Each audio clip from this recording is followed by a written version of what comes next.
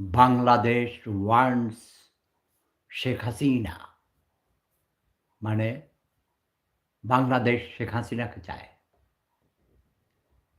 শেখ হাসিনার শাসন চায়। জনগণ বলে শেখ হাসিনাই ভালো ছিল। কিন্তু ৭১-এ পরাজিত ঘাতক রাজাকার আলবদর আল শামসরা চক্রান্ত করে আমার হাঁটু আপাকে ক্ষমতাচ্যুত করেছিস। কিন্তু দেশের মানুষ না খেয়ে আছে। বেকার সমস্যা, দেশে অগণিত মানুষ বেকার, চাকরি হারিয়েছে। ব্যাংক, বিমা, কল কারখানা, শিল্প, ব্যবসা বাণিজ্য অগণিত, অর্ধেকেরও বেশি বন্ধ হয়ে গেছে। স্বৈরাচারী বলা হয়েছে, ওকে স্বৈরাচারী হাসিনা। স্বৈরাচার সরাইয়া আমরা কি আনছি? পরিবর্তন কেন করা হয়েছে? ভালোর জন্যে। আগে ৩ বেলা ভাত খাইতো। আমি বলেছি তোরা ২ বেলা ভাত খাবি, ১ বেলা রুটি খাবি। এখন তো ওরা মানে আমরা আগে ৩ বেলা ভাত খাইতাম, এখন তো ১ বেলা ভাত খাইতে পারি না। রুটি তো কি, রুটির দাম নাকি আরো বেশি। ভাতের চেয়ে নাকি রুটির দাম বেশি। এখন তো আমারে গালি দেয়। আমারে বলে তুই গালি দিয়া দিয়া শব্দ বোমা মাইরা তোর হাঁসু হাঁপারে ভাগাইছত। তখন আমরা ৩ বেলা ভাত খাইতাম। এখন আমরা না খাইয়া থাকি। ১ বেলাও খাইতে পারি না। ছেঁড়া লুঙ্গি, ছেঁড়া জামাকাপড়, ঘরের টিন ভাঙা, চাল ঘরের চালের টিন ফুটা হইয়া গেছে। বৃষ্টি এলে পানি পড়ে। শেখ হাসিনা তো এই ধরনের মানুষদের ঘর করে দিয়েছে। মুক্তিযোদ্ধাদের বীর ভবন করে দিয়েছে। যাদের ঘর বাড়ি নাই, গ্রামে গঞ্জে, প্রতিটি গ্রামে, প্রতিটি গঞ্জে প্রত্যেক মানুষকে অন্ন, বস্ত্র, শিক্ষা, স্বাস্থ্য, বাসস্থান এই ৫টি মৌলিক অধিকার দিয়েছে। শুধু একটি দেয়নি, সেটা জাতিসংঘ কর্তৃক স্বীকৃত নয়। সেটা হলো মত প্রকাশের অধিকার। এটা কি জাতিসংঘ সনদে আছে? হিউম্যান রাইটস ডিক্লারেশনে বলা হয়েছে তুমি মত প্রকাশের স্বাধীনতা থাকবে। লিখে, বলে, শব্দ বোমা মেরে, আকারে, ইঙ্গিতে নাই, লিখিত নাই। মুখে মুখে বললে হবে না। এখন আমরা মানবাধিকার কর্মী যারা যুগ যুগ ধরে মানুষের অধিকার নিয়ে কাজ করছি, আমি ছোটবেলায় আমি যখন জাতিসংঘ সনদের কথা শুনেছি, হিউম্যান রাইটস ডিক্লারেশন, সেখানে মানুষের মৌলিক অধিকার ৫টা। এগুলো মুখস্থ করছি আমরা। ছাত্র ইউনিয়ন যারা করতাম আমাদেরকে কোনো পাঠচক্রে মুখস্থ করতে বলা হতো এবং পরের দিন গেলে জিজ্ঞেস করতো। সেই যে সূরা কারাতের মতো মুখস্থ করছি। অন্ন, বস্ত্র, শিক্ষা, স্বাস্থ্য, বাসস্থান। অন্ন, বস্ত্র, শিক্ষা, স্বাস্থ্য, বাসস্থান। অন্ন, বস্ত্র, শিক্ষা, স্বাস্থ্য, বাসস্থান। কিছু বুঝি নাই। অন্ন আবার কি? বস্ত্র কি? শিক্ষা আবার কি? দরকারটা কি শিক্ষা? স্বাস্থ্য, স্বাস্থ্য তো আছেই। স্বাস্থ্য কি? বাসস্থান। এইসব বাংলা অর্থ বুঝতাম না ভাই। নোয়াখাইলা ভাষা শিখছি ছোটবেলায় আমার গ্রামে। বুঝলি, ভাতেরে কয় অন্ন, আর আমাদের দেশে ভাতেরে কয় বাত, হানিবাত। পান্তা ভাতরে কয় হানিবাত।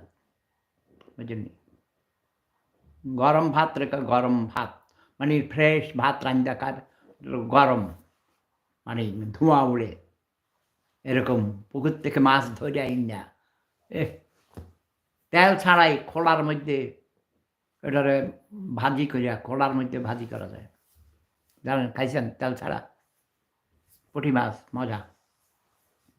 এই যে দেখে শুনেই আমার জিহ্বায় পানি এসে গেছে।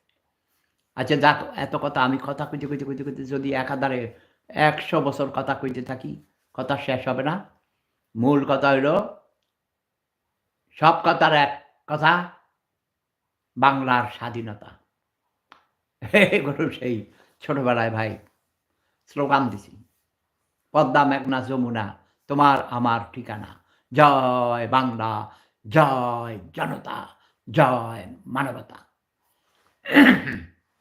পরের ২ টা আমি যোগ করছি, ওকে? কিন্তু আমরা শুধু জয় বাংলা, জয় বাংলা, তোমার আমার ঠিকানা, পদ্মা, মেঘনা, যমুনা। এই ধরনের স্লোগান দিতে গলা ব্যথা হয়ে গেছে। ব্রিটিশ আমলে। আমি ব্রিটিশ। আচ্ছা ভাই, আমার বয়স ১০০ বছর হইতে ২১ বছর বাকি। এখনো কচি সুন্দরী তরুণীরা আমার কাছে প্রেম নিবেদন করে কেন? হ্যাঁ, বলেন চাই। স্বর্গে আসার জন্য, তাই না? ভিয়েনাতে আইসে। ইয়েস! যাক, পরের কথা পরে বলব। আমার শরীর ভালো না, গলা ব্যথা। ভোর রাইতে ১ টার সময় ঘুম ভেঙে গেছে। আর ঘুমাই নাই। ভোর রাতে উঠে তারপরে গেলাম ভোরে ভাঙা মেরুদণ্ডের থেরাপি করে আসলাম। তারপরে তোমার এই কিছু রান্না-বান্না রেডি কইরাম। ইচ্ছা করে না রান্না করতে। তো কি করব বলেন? ২ টা বউ আছে কিন্তু ভাত রান্দার বউ নাই। বউটা বাংলাদেশে। বউ করে টাকা পাঠাইতে হয় আমার। আর আমার রান্না আমার করতে হয়। আমার কাপড় আমি ধুই। তবে ঘর সাফ করার ১ বছর থেকে গত বছর হার্ট অপারেশন পরে বাসায় যখন আসছি, তখন থেকে প্রায় ১ বছর হয়ে গেছে। আপনার সুন্দরী তরুণী আসে, কখনো তরুণ আসে, কখনো পুরুষ, কখনো নারী।